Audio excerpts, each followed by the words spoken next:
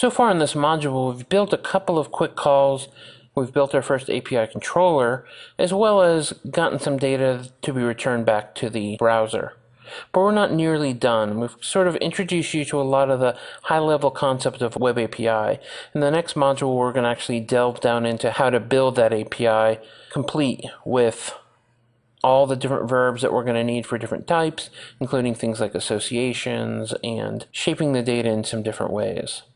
What we've learned in this module is that REST is important, but we want to be pragmatic. We want to worry about being RESTful enough to get our work done versus trying to stick to the dogma that tends to be what REST is talked about.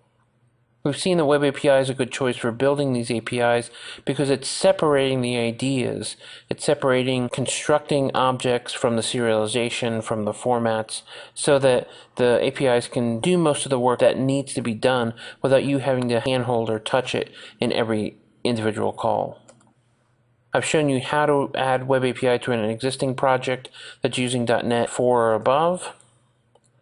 And we've seen that Web API leans on these HTTP verbs so that the names of the operations inside of an API controller are mapped to the same HTTP verbs that are the basis of what REST operations are. I've shown you that I like to separate your entities from the actual payloads that you're being delivered from the API, and as we build it out across the modules of this course, hopefully you'll see the additional benefits of going through the extra step of separating entities from the APIs themselves.